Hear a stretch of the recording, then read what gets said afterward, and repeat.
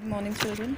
Last time we were doing the symbols of elements, right? And there I told you that symbol of elements means the name, the first letter of their name. So this is the table on page number table 2.3. You don't have to do whole table. You have to do only elements which I had sent you today in the group, right? Only those elements, and in the same order, 1 to 20, same order should be there. Okay, and this table on page number 2.4 is not there in your syllabus, so don't do it. Last time we did this elements. Now we are going to do the compounds. Compounds are when two different elements combine together in a fixed ratio. That is called a compound. Okay, now we have 118 elements and they combine with one another in different ways, right? So when these elements combine, they in a fixed ratio by mass to form a compound, right? This is called a compound. Okay, now what are compounds? When two elements combine in a fixed ratio by mass. Fixed ratio by mass means that when you are taking two elements, their ratio of mass should remain the same. Then only you will get a particular compound, otherwise the compound will be changed. Okay, I'll explain you on a page. Now see here, water is a compound. This is the formula for water, right? Now in this compound, hydrogen is 2 grams and oxygen is 16 grams. ठीक है, तो जब हम इनकी ratio लेंगे, इनकी ratio क्या आएगी? 1:8. और किसकी रेशो है ये? इनके मास की. ठीक है, तो अगर हम 1:8 हाइड्रोजन और ऑक्सीजन लेंगे तो कौन सा कंपाउंड बनेगा? वाटर. ठीक है, बट अगर मैं ये रेशो चेंज कर देती हूँ, if I make this ratio 1:16, ठीक है, 8 की जगह मैंने क्या ले लिया? 16. तो वो क्या बन जाएगा? कंपाउंड चेंज हो जाएगा, वो हो जाएगा H2O2 विच इज़ हाइड्रोजन पर ऑक्साइड. ठीक है, तो इससे हमें क्या पता चला कि अगर हम रेशो सेम लेंगे तो वो पर्टिकुलर कंपाउंड मिलेगा, रेशो चेंज कर देंगे तो कंपाउंड चेंज हो जाएगा. इसलिए whenever we say of compound we always say that two elements combine कर रहे हैं, लाइक हाइड्रोजन और ऑक्सीजन दोनों कंबाइन कर रहे हैं in a fixed ratio by mass. इनका जो मास है वो सेम होना चाहिए to form a particular compound. Like water बनाने के लिए हमें हाइड्रोजन और ऑक्सीजन का कितना रेशो चाहिए? 1:8. ठीक है, बट अगर हाइड्रोजन पर ऑक्साइड बनाना है तो हमें रेशो क्या चाहिए? 1:16. ठीक है, so this is meant by fixed ratio by mass. Now next we have this activity 1, to understand what is a compound, right? Now in this what we are doing, we are taking a piece of magnesium ribbon. This magnesium ribbon, magnesium element है और ये in the form of ribbon होता है. ठीक है, और इसको हम क्या कर रहे हैं? इसको हम burn कर रहे हैं by taking it in a pair of tongs. अब इसको हम directly तो obviously हाथ में पकड़ के नहीं burn कर सकते, right? So we have tongs से हम magnesium ribbon को पकड़ रहे हैं और उसको burn कर रहे हैं.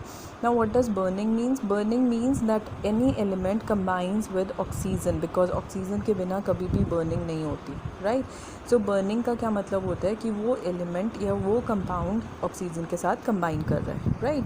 When magnesium ribbon combines with oxygen or burns in oxygen, what do you observe? See in the picture, you will observe white color flash. ठीक है, ये जो वाइट कलर फ्लैश है ये ऑब्जर्व होती है और वाइट कलर का पाउडर बनता है. ओके, और वो पाउडर क्या है? Magnesium oxide. Magnesium plus oxygen दोनों कंबाइन करके क्या बनाते हैं? They form a compound which is this magnesium oxide.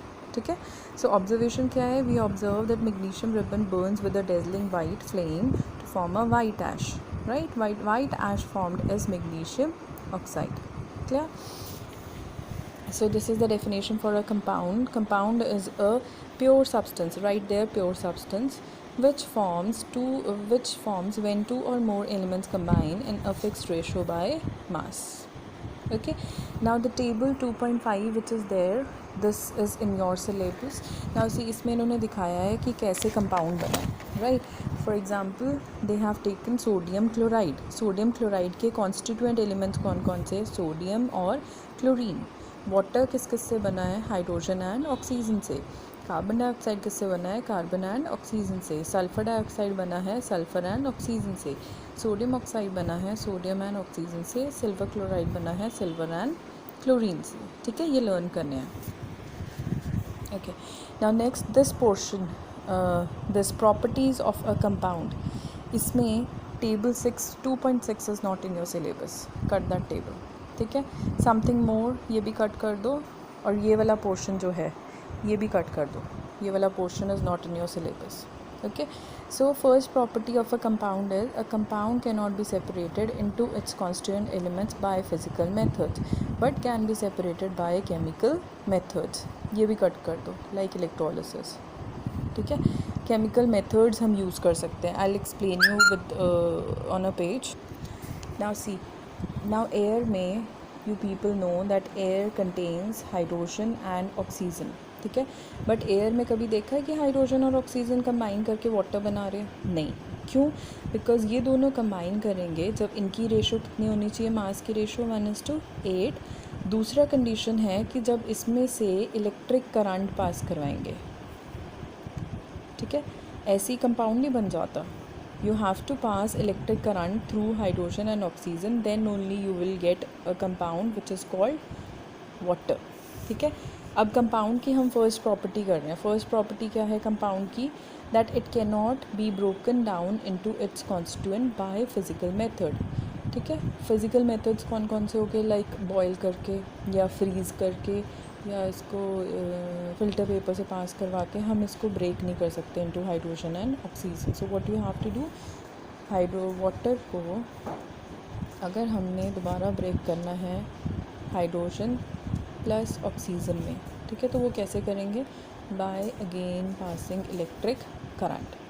ठीक है, और इस प्रोसेस को बोलते हैं electrolysis, which is not in your syllabus, though you can learn the name electrolysis. Electrolysis क्या होता है? कंपाउंड में से इलेक्ट्रिक करंट पास करवाएंगे तो वो ब्रेक हो जाएगा अपने कॉन्स्टिट्यूएंट में जिससे वो बना था, हाइड्रोजन और ऑक्सीजन में. ठीक है, so this is which method is this? This is a chemical method. This is the first property of a compound, right? Second property is, now come on to second property. This whole is not in your syllabus, just cut it. Okay, second property is the property of a compound are entirely different from the properties of its elements. For example, hydrogen और oxygen दोनों gases हैं.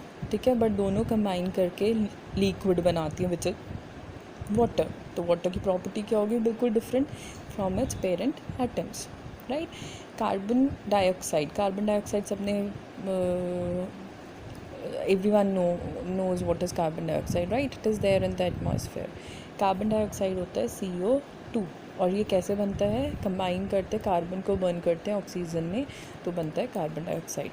ठीक है, अब जो carbon है वो burn करता है, इज़ कंबस्टिबल का मतलब होता है बर्न करता है. ठीक है, it Burns in the presence of oxygen जो है वो हेल्प करती है इसमें बर्निंग में.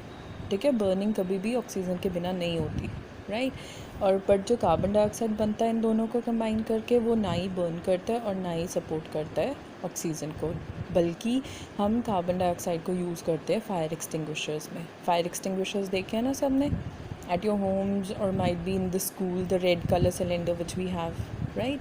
And that red color cylinder, it contains carbon dioxide in it.